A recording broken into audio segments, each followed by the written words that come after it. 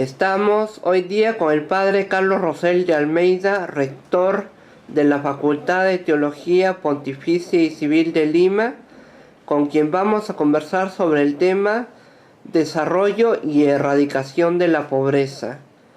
Padre, ¿cuál cree que sería la clave para el desarrollo equilibrado y equitativo y la erradicación definitiva de la pobreza? Es una muy buena pregunta y la Iglesia da una respuesta a través de su doctrina social. Por eso yo quisiera señalar algunos puntos que están contenidos en la doctrina social de la Iglesia.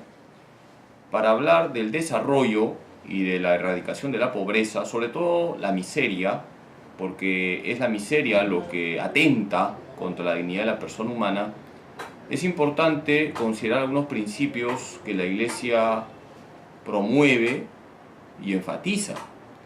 El principio de solidaridad. Todos debemos de considerarnos responsables de los demás. Nadie debe de pasar indiferente ante el otro. Por eso la solidaridad es muy importante. Segundo punto, la justicia. Junto con la solidaridad, que podríamos decir es la caridad, está la justicia. Más aún, no puede haber caridad si primero no hay justicia. Y esto implica darle al otro lo que le corresponde. El tema de la justicia nos lleva, por tanto, a los derechos humanos, siendo el primer derecho el derecho a la vida, hay un derecho a la asociación, hay un derecho a un trabajo digno, etc. Por tanto, la justicia es fundamental y las autoridades tienen el gravísimo deber de promover la justicia y de buscar el bien común. Y una tercera virtud, hemos hablado de la solidaridad, de la justicia, ahora hablemos de algo también importante, la templanza. ¿Qué implica la virtud de la templanza? Que nosotros debemos de ser sobrios en la adquisición de los bienes materiales. No estamos diciendo que no se compren bienes materiales. La gente debe de tener lo necesario para una vida digna, deben de tener comodidades. La Iglesia no condena una vida digna y cómoda en el sentido de tener lo necesario para poder vivir dignamente, pero sí la Iglesia nos habla de esa sobriedad, de no llenarnos de cosas, de no tener cosas de más. Por eso esto nos lleva a la virtud de la templanza.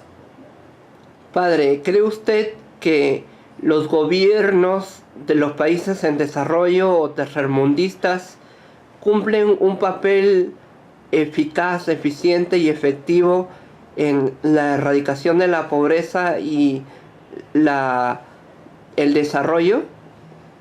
Bueno, siempre se habla de esa pugna entre los países ricos y los países pobres. Está claro que los países ricos deben de vivir esto que he mencionado, la solidaridad, la justicia y la templanza. Todo ello exige también un cambio de mentalidad. Por un lado, por tanto, tenemos a los países ricos llamados a ser solidarios, a ser justos, a ser sobrios en sus gastos para poder colaborar con los países pobres. Y también dentro de los países pobres hay que erradicar, por ejemplo, una lacra que es la corrupción, que tanto daño hace a la sociedad y que empobrece a un país. ¿En dónde quedan las ONGs, los organismos no gubernamentales? ¿Cómo podrían aportar las ONGs en el desarrollo y la erradicación de la pobreza? Las ONG, cuando cumplen su labor social con recta intención, cuando buscan elaborar proyectos realistas, viables, que van a beneficiar a la población, por supuesto que cumplen una labor muy importante. Pero cuando son ONGs que más bien forman parte de lobbies pro aborto, pro ideología del género, pro etcétera, etcétera, pro ideologías, toda ideología es mala, entonces definitivamente esas ONG no colaboran con el desarrollo de los pueblos. Porque cuando yo hablo del desarrollo de los pueblos, estoy hablando no solamente de lo material, sino también de lo moral, y a veces nos olvidamos de esto. La pobreza por si acaso, no solamente implica decir que las personas no tienen que comer o no tienen trabajo, hay que erradicar todo eso, sino también cuando a una sociedad se le imponen ideologías o se van promoviendo una serie de estilos de vida que dañan la dignidad de la persona humana. Y por eso hay que ver a la persona humana en su integridad, en su dimensión corporal y su dimensión espiritual. ¿Por dónde empezar para empezar y generar un desarrollo para uno mismo y erradicar cualquier falencia, necesidad o pobreza que tenga uno en su vida? Bueno, el primer ámbito educativo y formativo es la familia, por ahí se empieza. Está también la labor subsidiaria que cumplen los colegios, las parroquias, las diversas instituciones. Tiene que haber una conciencia en la familia, en los colegios, en todas las instituciones, de que la persona humana tiene una dignidad. Y la persona humana es unidad de cuerpo y alma. Hay unas necesidades corporales y unas necesidades espirituales. La persona humana no es un objeto. La persona humana tiene un gran valor.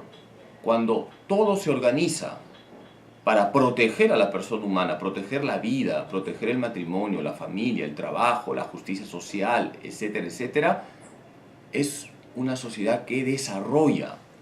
Cuando se implantan leyes que atentan contra la persona humana, esa sociedad puede tener mucha plata, pero es una sociedad que se está pudriendo moralmente y esto repercute también en cada persona humana en cuanto que es atacada en lo más profundo de su dignidad.